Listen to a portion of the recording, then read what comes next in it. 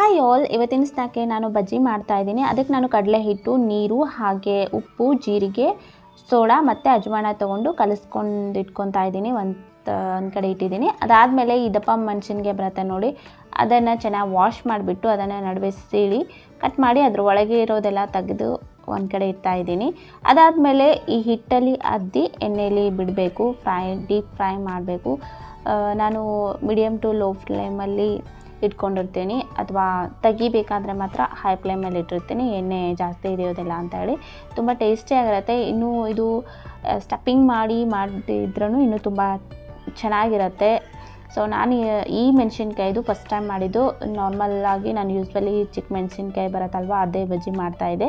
So ಈ ಬಜ್ಜಿ ತುಂಬ ಚೆನ್ನಾಗಿ ಅನಿಸ್ತು ನನಗೆ.